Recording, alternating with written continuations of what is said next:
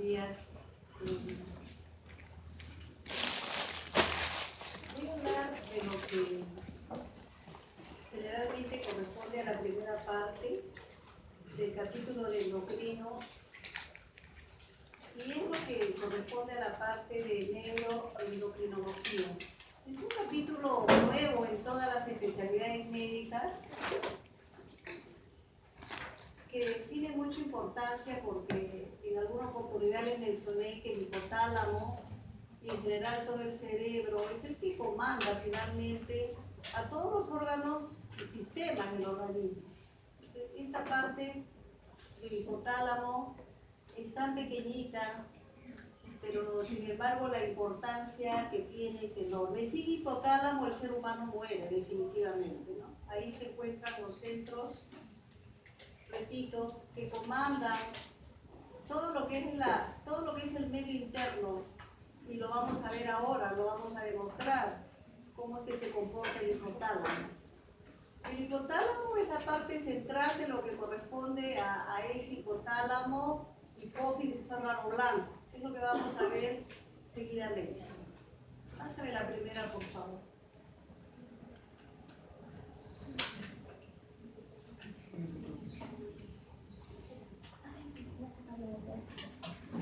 Probablemente esta gráfica, este dibujo ya lo conocen, ¿no?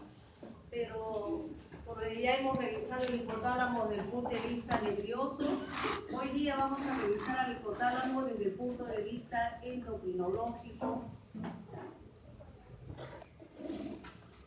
Y acá hay dos núcleos importantísimos, que son los núcleos supraópticos y paraventriculares. ¿Por qué importante? Porque son los que producen la hormona antidiurética. La hormona antidiurética regula el medio interno. Entonces, la acción de la hormona antidiurética es necesario conocerla, ¿no? Su nombre lo dice, antidiurética, antiorina. Eso significa que la función más importante de la hormona antidiurética es ahorrar agua, ¿no? Ahorrar agua. Lo ahorra, por supuesto, y la pasa, ¿no?, al aparato circulatorio, a nivel plasmático. Por eso es que el volumen plasmático se incrementa cada vez que la neurona antidiurética está actuando, ¿no es cierto? Entonces aquí tenemos este núcleo enorme, de gran tamaño, que es el núcleo paraventricular, constituido por unas neuronas que se llaman las neuronas magnocelulares, ¿no? Las neuronas magnocelulares. Y aquí tenemos el núcleo supraóptico, ¿no? Supraóptico y paraventricular, ambos constituidos por neuronas del mismo nombre, que son las que producen dos hormonas que vamos a estudiar hoy día y que corresponden al estudio de la neurohipófisis, la hormona antidiurética y la oxitocina, ¿no? Acá está, ¿no? Estos núcleos entonces son los que van a producir, ¿no?, estas dos hormonas que vamos a estudiar hoy día. La neurohipófisis o lóbulo posterior de la hipófisis es una estructura nerviosa fundamentalmente. ¿Y por qué digo nerviosa fundamentalmente? ¿Por qué digo? Porque está constituida por axones. Solamente axones, de tal manera que el producto, ¿no?, o sea, la hormona antidiurética y la oxitocina, van a pasar directamente a través de los axones, ¿no?, y van a ser depositados aquí en el lóbulo posterior de la hipófisis. De ahí que se hable de neurohipófisis, ¿no?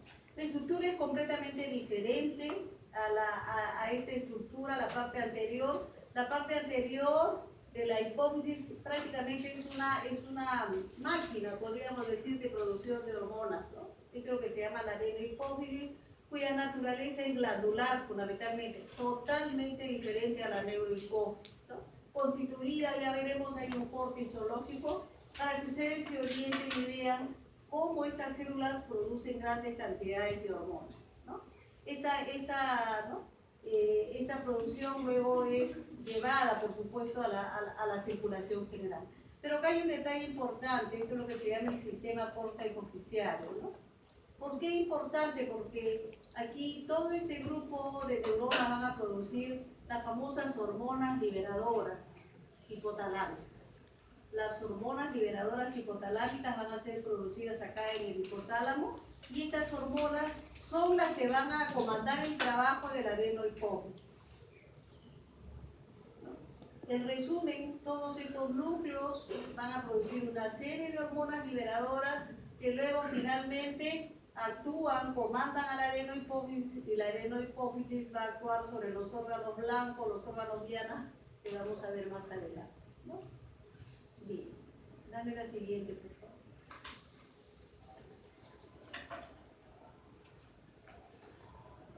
Sí, la misma, dame la siguiente. Acá, a mayor aumento, ¿no? Lo que les había explicado, ¿no? Cómo estas neuronas magnocelulares tienen un axón bastante largo, y este axón es lo que constituye la neurohipófisis, ¿no? Y acá los núcleos supraópticos y paraventriculares, que son los que producen a las dos hormonas que vamos a estudiar seguidamente, ¿no? Acá los demás núcleos hipotalámicos generalmente están constituidos por unas neuronas de axón bastante cortito, como lo pueden ver ahí, ¿no? Y el producto de estas neuronas, ¿no? Que es el resto, por ejemplo, el núcleo arqueado, o al4 también conocido, o por ejemplo también el núcleo preóptico, que alguna vez le he dicho que el núcleo preóptico es un núcleo enorme, de gran dimensión, porque produce a las hormonas liberadoras de las gonadotrofinas, ¿no? Ahora lo vamos a ver seguidamente. Y ese producto, ¿no? Es depositado aquí en este sistema, en el sistema córtico-oficiario, y de acá de una manera bastante didáctica ustedes ven cómo está actuando sobre esta célula glandular, ¿no? Sobre esta célula glandular. Dame la siguiente. El núcleo paraventricular también es un núcleo que, además de producir lo que vamos a estudiar hoy día, la hormona antidiurética, conocida de diversas maneras. Hay algunos autores que le llaman la arginina vasopresina, simplemente vasopresina, y en nuestro medio, ¿no? Aquí en Perú es conocida como la hormona antidiurética, ¿no?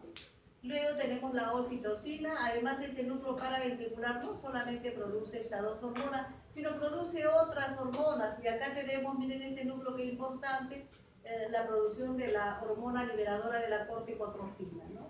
R de release, generalmente esta nomenclatura está en inglés, ¿no? La hormona liberadora de la corticotrofina, ¿no es cierto? CRH, ¿no? O puede ser TRH, la hormona liberadora de la tirotrofina, en fin. Pero aquí miren ustedes la cantidad de hormonas que produce este núcleo paraventricular. Además, no solamente produce hormonas, sino en otras oportunidades ya hemos visto que también produce otros neurotransmisores como encefalina, la neurotensina y el péptido intestinal vasoactivo, ¿no? Que seguramente ya lo deben haber estudiado cuando han visto el capítulo del intestino. Dame la siguiente. Y aquí los estímulos más importantes. Cuando se trata de hormonas, ustedes tienen que analizar varios aspectos de una hormona. Primero, lo que están viendo ahí, los estímulos excitatorios y los estímulos inhibitorios. O sea, ¿qué estímulo aumenta la liberación de la hormona vasopresina en este caso, o qué estímulo disminuye? Es lo que nosotros llamamos estímulos excitatorios o inhibitorios, ¿no? Para la producción de una determinada hormona.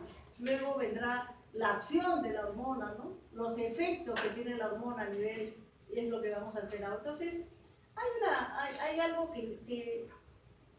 que siempre tienen que tener en mente ustedes, ¿no?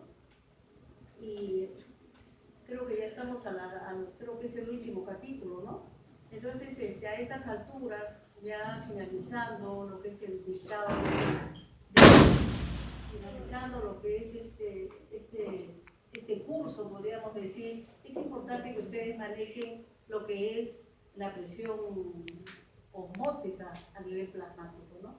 Esta hormona, precisamente la hormona antidiurética, ¿no? Como la conocemos aquí, la hormona antidiurética responde a determinados estímulos, ¿no? Para regular la presión osmótica plasmática. Pareciera que no es importante, pero es sumamente importante. Cuando sean médicos, ustedes van a tener que nivelar la presión osmótica, y lo van a tener que hacer con diversos fluidos, ¿no? Sea con una destroza, al 5%, o sea, con un uso fisiológico, adecuándolo a cada paciente, ¿no? En este caso, por ejemplo, la elevación de la presión osmótica plasmática incrementa la producción de la hormona de crecimiento. ¿Qué es esto? ¿Qué significa?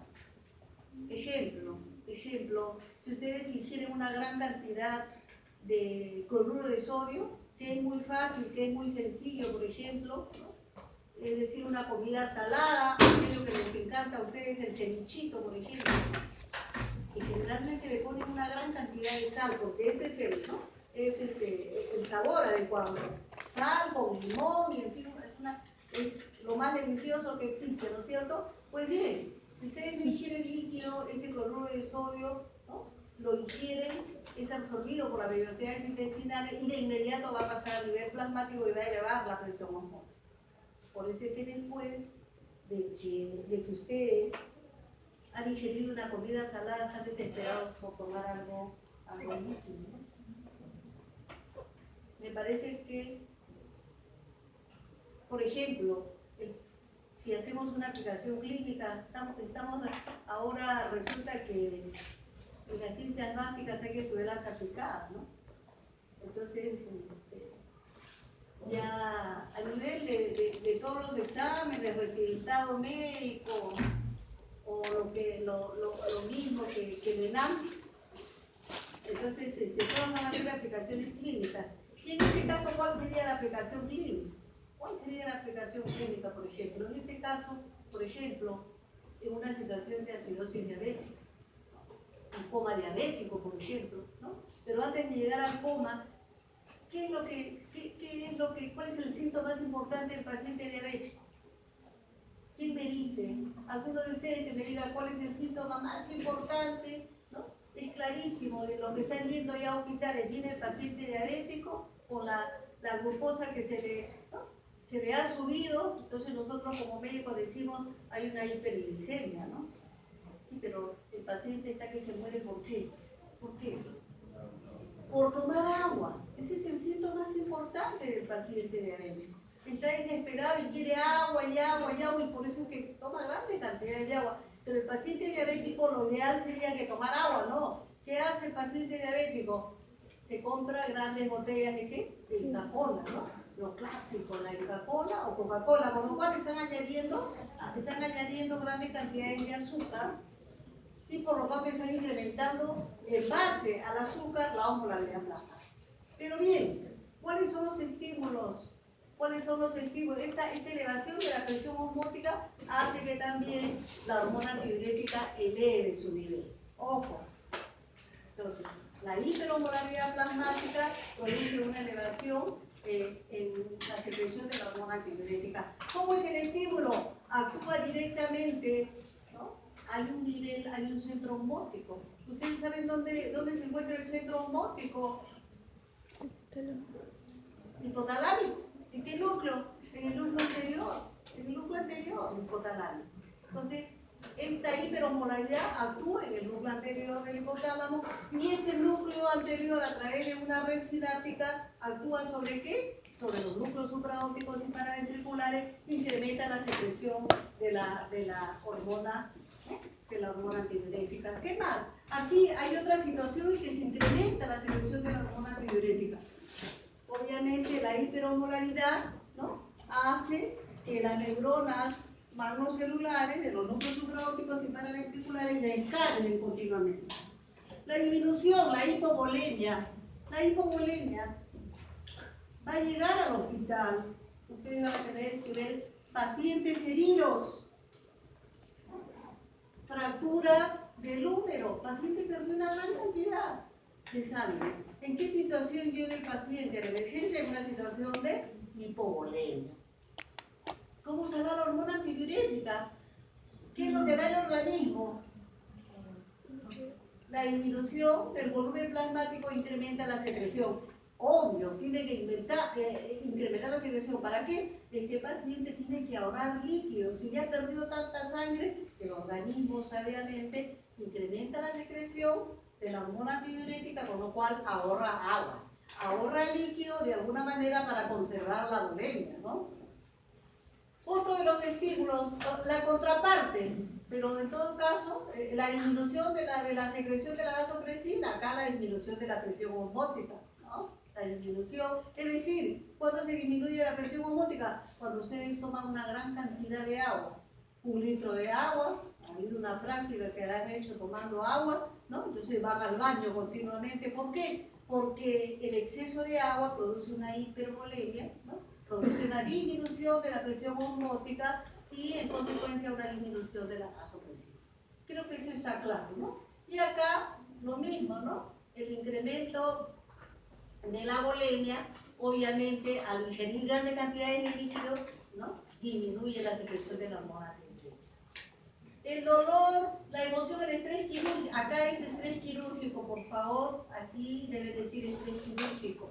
Es decir, van a llegar a ser médicos, van a hacer una cirugía de abdomen, una apendicitis, que es lo más frecuente, ¿en qué pasa tan pronto es operado el paciente? Tienen que controlar, porque de ahí viene, ¿no? De ahí viene, ¿no? Control hidroelectrolítico, control del volumen urinario. Queremos saber cuánto está orinando el paciente. Y tenemos que hacer un balance de lo que orina, de lo que ingresa y de lo que sale. ¿Por qué? Porque ya se sabe que después de toda cirugía se incrementa la secreción de la hormona tiroides y el paciente tiende a retener líquidos. Entonces, hay que estar controlando, ¿no? Hay que estar controlando después de cualquier cirugía, ¿no? El dolor también incrementa la secreción, la emoción, el ejercicio. Aquí es importantísimo, el ejercicio incrementa la secreción de la mayor parte de hormonas. Claro que sí, el ejercicio es excelente, está recomendado por todos los médicos, que todo ser humano debe hacer ejercicio, por lo menos 1 hora, ¿no? Una vez al día. Pero ejercicio no significa correr a la universidad y estar angustiado por llegar a la clase, eso no significa ejercicio. Ejercicio significa entrenar de manera metódica 1 hora y al aire libre o alrededor de un parque. Eso es ejercicio. Lo demás no, ¿no? Lo demás simplemente es extremo, ¿no? No olvidar que además, ¿no? El ejercicio incrementa la secreción en general de todas las hormonas, pero el alcohol la va a disminuir. Definitivamente el alcohol disminuye la secreción de todas las hormonas prácticamente. O sea, eso no solamente es exclusividad de la hormona tiroides, ¿no?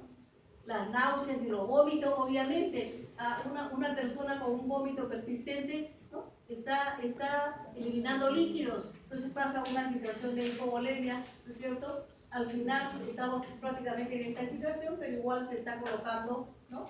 Aquí. El estar de pie. ¡Ay, qué interesante el estar de pie!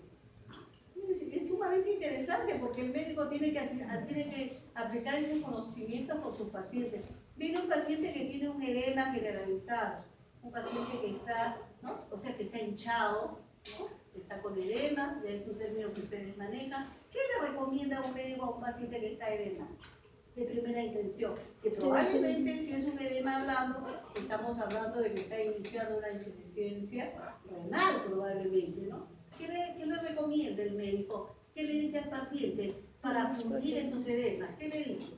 Señor, échese, póngase en decúbito y ustedes hagan la prueba. Si están, ¿no? Varias horas en decúbito, van a miccionar frecuentemente. ¿Por qué? La posición de decúbito disminuye la secreción de la hormona tiroidética. Ojo, es la contraparte de lo que es estar en posición de pie.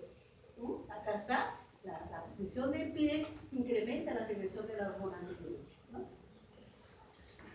Y acá hay medicamentos como el cloflibrato, que se utiliza generalmente en la diabetes insípida, estimula, ¿no? Incrementa la secreción, por eso es que se usa en diabetes insípida, incrementa la secreción de la vasopresina. La carbamazepina es un anticonvulsivante que también hay que tener presente cuando usa este medicamento en un paciente que tiene epilepsia, porque es un anticonvulsivante. Tenemos que ver los efectos colaterales que va a producir este medicamento, ¿no? Incrementa la secreción de la vasopresina. La angiotensina 2 también la incrementa. Vamos a ver en diapositivas, esta sustancia ha sido ampliamente estudiada por los laboratorios farmacéuticos. ¿Por qué ha sido ampliamente estudiada? Porque produce hipertensión arterial. Y entonces, al producir hipertensión arterial hacen sus experimentos inyectando, ¿no?, este medicamento de los animalitos de experimentación con el objeto de luego usar los medicamentos que bajan la presión arterial. Dame la siguiente.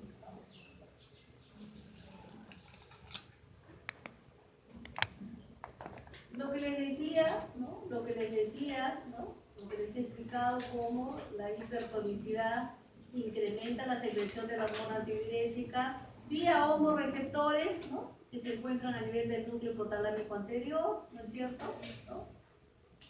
Luego la hipovolemia, cuyos receptores, hay receptores de volumen, y ustedes saben que los receptores de volumen, para captar el volumen plasmático, ¿no?, se encuentran a nivel de las grandes venas, sobre todo, ¿no?, y de la aurícula derecha. Entonces, estos también informan, ¿no es cierto?, estos son los vasoreceptores, ¿no?, del volumen, que informan al hipotálamo para que a los núcleos supraópticos y paraventriculares para la producción de la hormona antidiurética, con lo cual muchas veces un mecanismo es incrementar la sed, ¿no?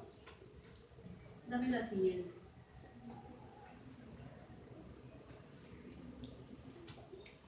Son dos hormonas que la producen las neuronas magnocelulares, por lo tanto son muy parecidas, ¿no?, muy parecidas en su química.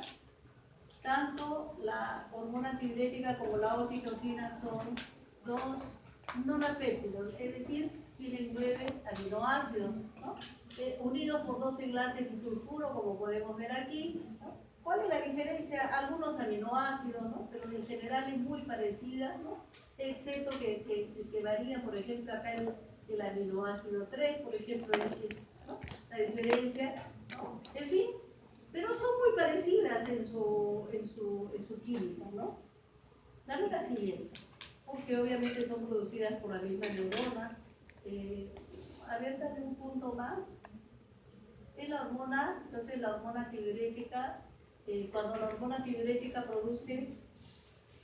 es producida por estas neuronas, a propósito, estas neuronas son las neuronas hipotalámicas, ¿no? Es producida esta vasopresina acompañada, ¿no?, por una serie de componentes, de polipéptidos. Entonces, antes de ser hormona antidiurética o vasopresina, el precursor se llama presoficina, como ustedes pueden ver, y este precursor de elevado peso molecular tiene en su estructura una neurofisina 2 de 95 aminoácidos, un péptido de señal de 19 aminoácidos y otro grupapéptido de 39 aminoácidos, ¿no? La vasopresina está, ¿no?, acompañada, digamos, fuertemente, ¿no?, por estos otros componentes polipeptídicos. Entonces, este precursor va descendiendo por viaje axonal, como ya lo habíamos mencionado, me parece, en otras clases, ¿no? Ya va bajando y se va liberando de todos sus componentes hasta que finalmente es depositado aquí como la misma hormona antidiurética. Dame la siguiente. Dame la siguiente.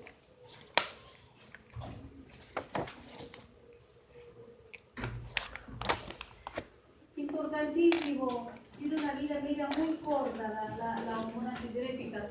A diferencia, ¿por qué una vida media muy corta? Son solo de 18 minutos. A diferencia, por ejemplo, de los corticoides, que tienen una duración de una semana, ya lo van a estudiar en otra clase, ¿no? Va a haber una clase de glándula suprarrenal en la que estudiarán las características, ¿no?, y la vida media que tienen los esteroides, ¿no?, como es el corticoide. Entonces, miren, 18 minutos, está en continuo, ¿no?, está subiendo y bajando continuamente. Es una hormona que muy fácilmente, pues, es estimulada o inhibida, ¿no? Si ustedes ingieren gran cantidad de sal dentro de su dieta, eleva la hormona antidiurética. Si ustedes ingieren gran cantidad de líquido, disminuye los niveles de la hormona antidiurética, ¿no? Es una vida media bastante corta. Como toda hormona o toda sustancia se metaboliza, ¿no es cierto?, en el hígado y por el riñón. La función más importante, por eso se le llama antidiurética, la más importante, la más conocida, podríamos decir, porque cada hormona tiene una determinada función, ¿no?, es la retención del agua a nivel de los tubos colectores, fundamentalmente, ¿no? a veces nos olvidamos, ¿no? Pero la acción fundamental es a nivel de los tubos colectores, en menor grado en el tubo contorneado distal, ¿no? Muy parecida a la aldosterona, muy parecida porque también la aldosterona fundamentalmente actúa a nivel de los tubos colectores, ¿no? Obviamente la disminución, por eso es antidiurética, la disminución del volumen urinario, tiene que ver con la osmolaridad plasmática. A grandes dosis incrementa la presión arterial. ¿Por qué incrementa la presión arterial? Ya lo vamos a ver. Porque hay los receptores a nivel de los vasos sanguíneos, a nivel del músculo liso de los vasos sanguíneos, ¿no? Por eso es que aumenta la presión arterial también la hormona antidiurética, ¿no? Y actúa a nivel de las células corticotropas, a nivel de la adenopófisis, donde se encuentran estas células, ¿no? Incrementa la secreción de la corticotrofina. La ACTH, ¿no? Simplemente la corticotrofina, con el nombre más corto, pero la hormona antidiurética tiene que ver también con la corticotrofina.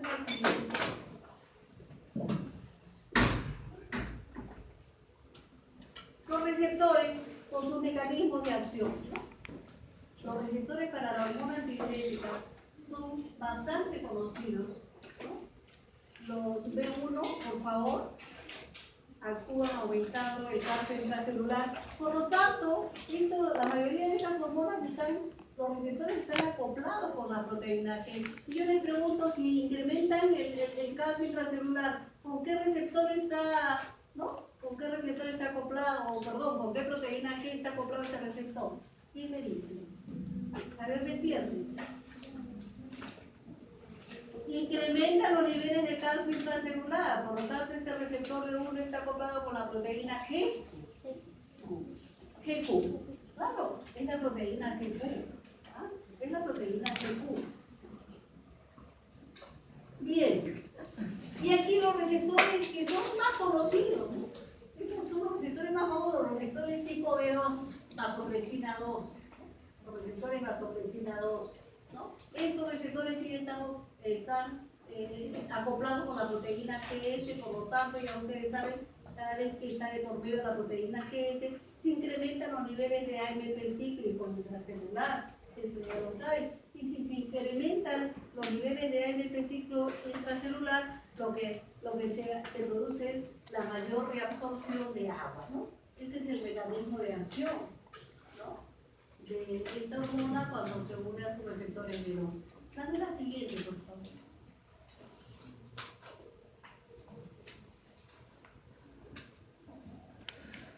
Para marcar la importancia del mecanismo de acción, y acá me parece que hay un resumen de todos los receptores que tiene la vasopresina, indicando de manera general, ¿no?, las diferentes acciones de la vasopresina, ¿no? Son los receptores B1, B1A, B1B, ahí está. Les había dicho de que la vasopresina incrementaba la presión sanguínea. ¿Por qué? Y sobre todo, fundamentalmente la presión sanguínea, la fracción diastólica de la presión sanguínea, porque tiene que ver con el músculo liso de los vasos sanguíneos, o sea, tiene que ver con la resistencia vascular periférica, ¿no es cierto? Entonces acá miren la acción vasoconstrictora, ¿no? Estos receptores B1A se encuentran en el músculo liso de los vasos sanguíneos, por eso que por esa función se incrementa, ¿no?, sobre todo el valor diastólico de la presión arterial. Los receptores B1B se encuentran a nivel de la hipófisis anterior, habíamos hablado de que incrementan la secreción de la corticotrofina, la ACTH, ¿no? Y los receptores B2 que se encuentran en los tubos colectores y que tienen el efecto antidiurético, ¿no? Entonces, este es el resumen de los receptores más conocidos de la hormona antidiurética, ¿no? Dame la siguiente, por favor. Y me parece que es un resumen de lo que habíamos hablado hasta ahora, cómo hay una red sináptica entre ambos receptores, entre el núcleo anterior del tálamo óptico con los núcleos que producen la hormona antidiurética. Estamos hablando de supraópticos y paraventriculares, ¿no? Habíamos hablado de la bulimia, cómo la bulimia a través de sus receptores de baja presión que se encuentran en las grandes venas, ¿no? En la aurícula derecha, en las venas pulmonares, como también esto tiene que ver con el incremento, cuando hay una hipovolemia, incrementa la secreción de la hormona antidiurética. Y la angiotensina 2, que produce hipertensión arterial, ¿no es cierto? Y que también incrementa la secreción de la hormona antidiurética, ¿no? La siguiente. Se hicieron varios experimentos y sobre todo les había dicho de que la industria farmacológica sobre todo ha estudiado mucho a la angiotensina 2 y acá está, y se ha visto, al final descubrieron por qué la angiotensina 2 elevaba la presión arterial. ¿Cuál era la causa? Descubrieron lo siguiente, miren, y estudiaron a la célula homorreceptora del núcleo anterior, ¿no?, del hipotálamo.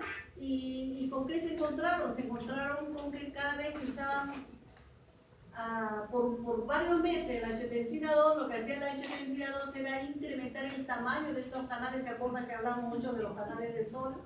Aumentaba el tamaño y el número de los canales de sodio. Por eso es que a la larga, ¿no?, muy fácilmente se va a despolarizar esta neurona y fácilmente va a producir la hipertensión arterial, ¿no es cierto?, cada vez que eleve la secreción de la hormona antidiurética. Dame la siguiente. Y aquí, muchas funciones que tiene la hormona antidiurética. Es famosa, por supuesto, porque actúa a nivel de los tubos colectores, ¿no? Es famosa, pero tiene muchísimas otras acciones, ¿no? Y acá un resumen de las principales acciones que se ha encontrado, ¿no? Ya habíamos hablado de la vasoconstricción, ¿no? Habíamos hablado pues de cómo mantiene el medio interno, ¿no es cierto?, ¿no? La reabsorción de agua, eso es una función que también, ¿no?, el estímulo de la glucogenólisis hepática, ¿no? Ya habíamos hablado de cómo incrementaba la secreción de la corticotrofina, y acá hay algo que a mí siempre me parece muy importante, y siempre lo menciono, y es el hecho de que cómo esta hormona, ¿no?, activa los procesos de aprendizaje y memoria. Ojo, siempre les recomiendo a ustedes, alumnos que van a ser médicos, siempre les recomiendo el asunto del alcohol, ¿no?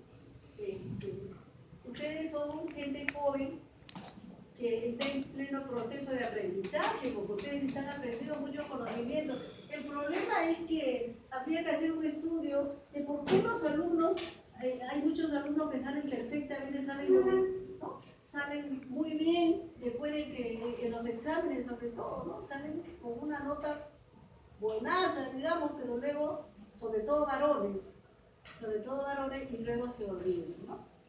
¿Por qué? Hay que tener mucho cuidado con el uso del alcohol. Tengan cuidado.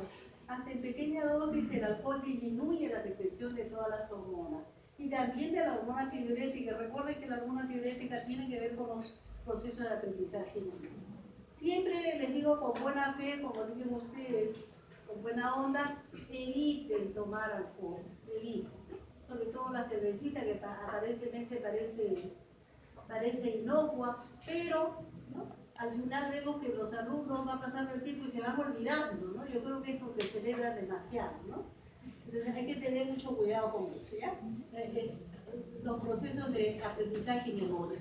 Acción antipirética, también se ha encontrado que la hormona antipirética tiene acción antipirética, o sea, baja la fiebre, pero a propósito. Las hormonas son carísimas. Cuestan un dineral. Entonces, para bajar la fiebre no voy a utilizar a la hormona antidiurética. Hay unas pastillitas, ¿no?, que valen 20 céntimos o 40 céntimos. El frasco de una hormona pues está bordeando muchas veces sobre los 500 soles, 800 soles, 1000 soles. Carísimo. De tal manera que esto nadie va a utilizar así desde el punto de vista práctico a la hormona antidiurética para bajar la fiebre, ¿no? Esto también es otra cosa importante, miren, ¿no? La actividad sexual, la conducta materna, y yo siempre digo, y la conducta paterna, ¿no? Hoy en día yo siempre, claro, como uno es médico, yo calculo y digo, no, el médico tiene que ser un señor, la médica tiene que ser una señora adecuada, ¿no? Que oriente al paciente, ¿no? Entonces, siempre creo que dentro de todas, creo yo, ¿no? Que dentro de todas las profesiones, el médico tiene que tener altos valores, ¿no? Me refiero al hombre y a la mujer. Y por supuesto, cuando hablamos de conducta sexual, precisamente el término es conducta sexual, conducta maternal, conducta paternal, ¿no? Yo no estoy hablando necesariamente, ¿no? del acto sexual, ¿no? Porque eso, hoy día esto ha perdido valor, pero cuando hablamos de conducta sexual es otra cosa porque está vinculada muchas veces, la mayor parte de veces, el verdadero acto sexual se supone que debe estar cargado de afectividad, ¿no? Lo cual no se cumple hoy en día, ¿no es cierto? Entonces, hay que tener mucho cuidado con esto porque la hormona antidiurética tiene que ver con esta conducta. Dale la siguiente.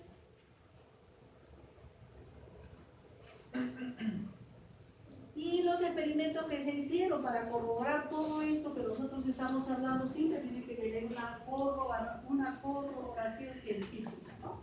Entonces, aquí el experimento que se hizo, ¿no? con las neuronas macrocelulares, ¿no?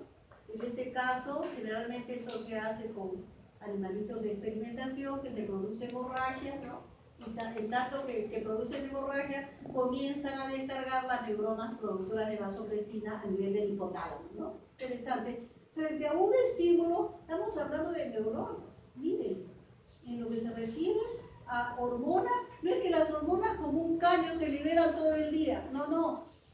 Frente a un determinado estímulo hay una respuesta, lo que se llama un pulso, ¿no? La neurona se despolariza y envía una pequeña cantidad de neurotransmisor que en este caso se llama hormona, ¿no? Entonces, miren ustedes acá, ¿no? Cómo se libera, ¿no? Yo diría un pulso. La mayoría de endocrinólogos ahora en los hospitales utilizan ya un nombre que se llama pulso, ¿no? ¿Qué es un pulso? Una mínima cantidad, ¿no? Una mínima cantidad de hormona que se le inyecta al paciente, ¿no? Incluso hay bombas que se llaman la bomba de infusión, la bomba de infusión de dopamina, ¿no?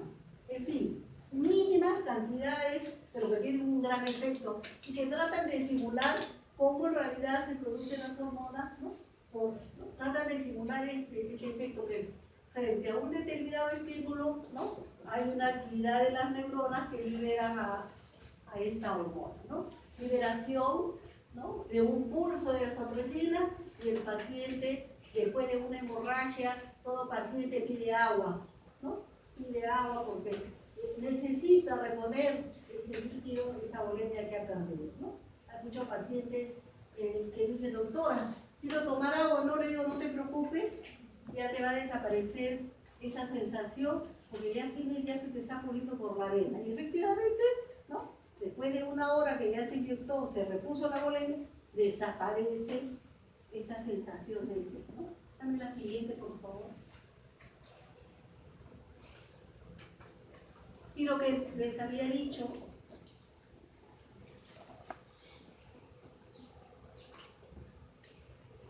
los hábitos alimenticios han hecho de que la gente coma de muy mala manera. No todos comemos de muy mala manera, ¿no? Y de alguna manera los que sabemos esto, tratamos de comer cada vez mejor, ¿no? Ingerir lo que debemos ingerir, ¿no? Fundamentalmente comidas naturales, ¿no? Sin excesos, ¿no? Sin embargo, cada vez se aumenta la diabetes. Conversaba con los endocrinólogos están asustados porque por el hecho de comer comida chatarra, estamos hablando del Kentucky Fried Chicken, ¿no? Estamos las papitas esas que vienen con el pollo a la brasa, ¿no?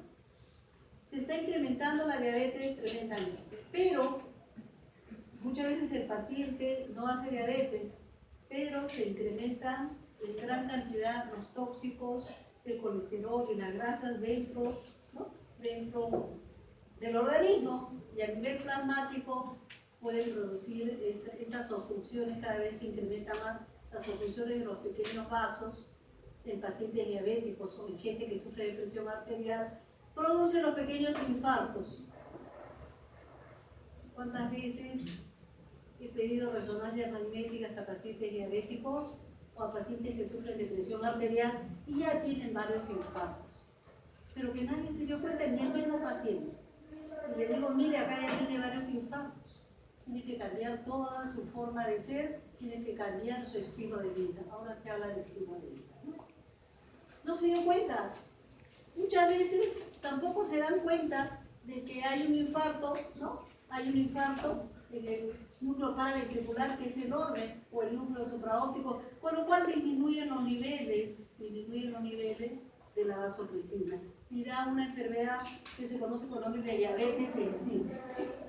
El paciente comienza a orinar grandes cantidades porque la hormona antidiurética ha disminuido su nivel, entonces ya no hay retención de orina y orina grandes volumen de 7, 8 litros. Pero junto con la orina ustedes saben que se pierde también electrolitos. Por lo tanto, el paciente, ¿no?, orina grandes cantidades, pero el paciente tendría que reponer. Eso es lo que se llama un equilibrio perfecto, ¿no? Un equilibrio hidrosalino.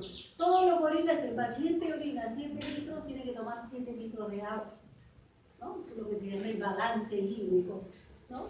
El asunto es que mientras este paciente vive, ojo, el paciente con diabetes insípida vive, mientras el centro de la C, que se encuentra al lado del centro lateral, del núcleo hipotalámico lateral, ahí también se encuentra el centro de la C, mientras este núcleo está en perfecto estado, el paciente toma líquido.